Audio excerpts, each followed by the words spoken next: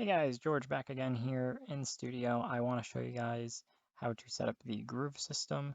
So this is actually a companion video to the 1 hour video I just put out that talks about how I made this system. However, if you don't feel like making the system, I don't blame you. That video is very long.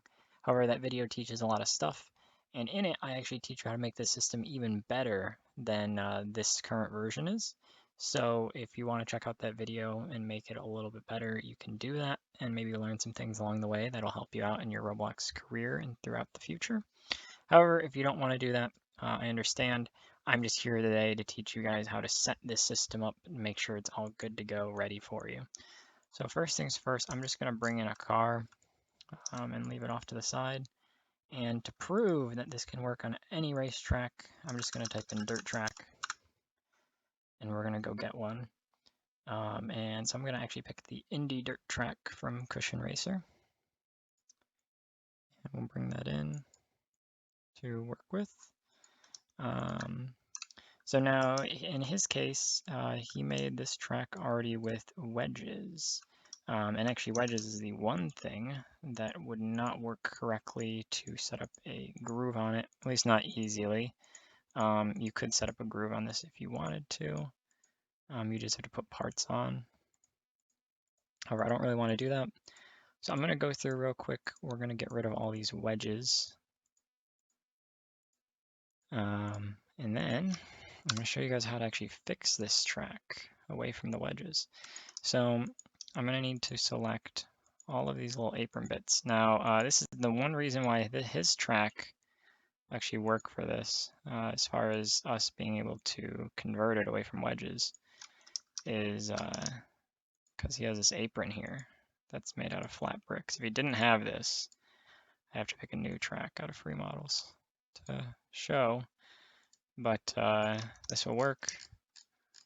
So I will just go ahead and show it. So once we get all of this,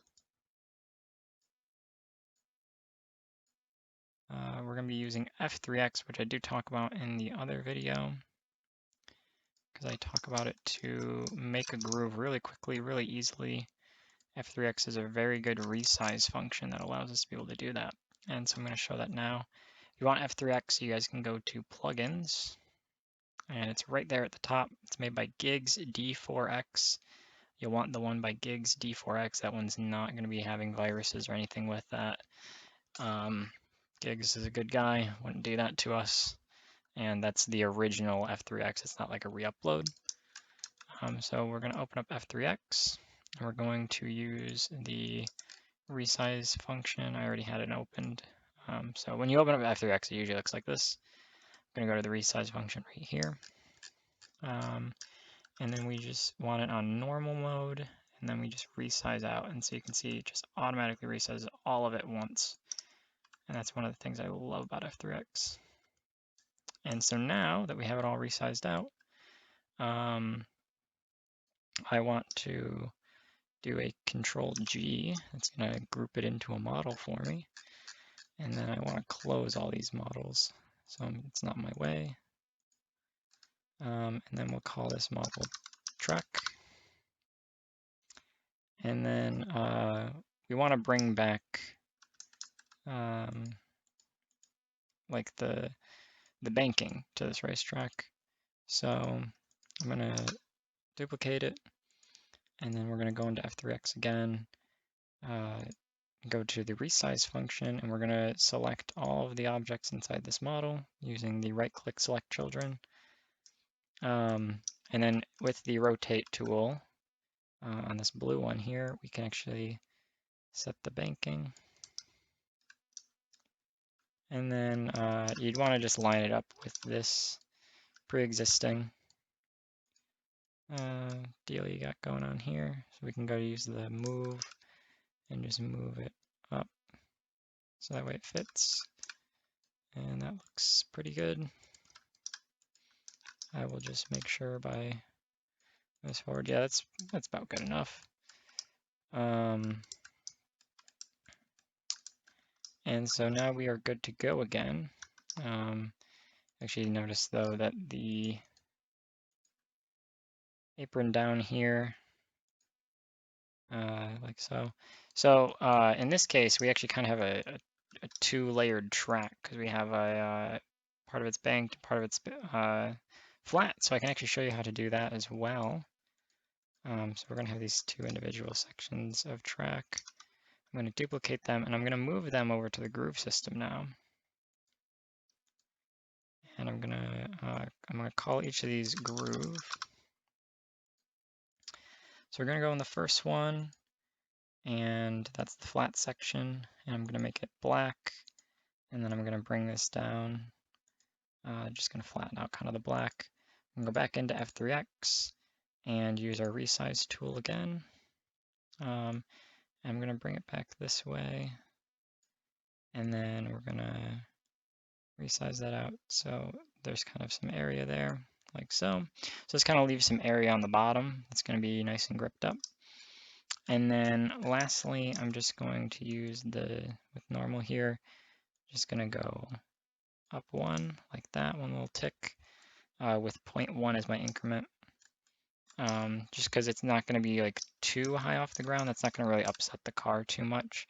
If one of your cars is being upset by this amount off the ground, you can try to get it a little more even. And then with our other section here, we're going to select children on those. Once again, also set them to black. Do the same thing with the color. And then back into F3X, once again with the resize tool. Just try to bring that down the track some. Bring this up and in like that. And once again, one tick up. And so now we have this groove around the middle of the racetrack. We'll give a little bit more area on the top side, give people more of a chance up there. And so now what I need to do is take everything from one of these models and put them into, so take that, put that in the groove model like so. We're going to delete this groove brick. And we're going to take these and ungroup them. And we can just leave them named part, but the one thing we need to do is make sure the friction is set, and it's not. So we want to check this box, and we want to set this friction to whatever we want the friction to be for the start of the track. So for me, I'm going to do 0.45. And then elasticity, I want 0, and friction weight, I've decided I want 0.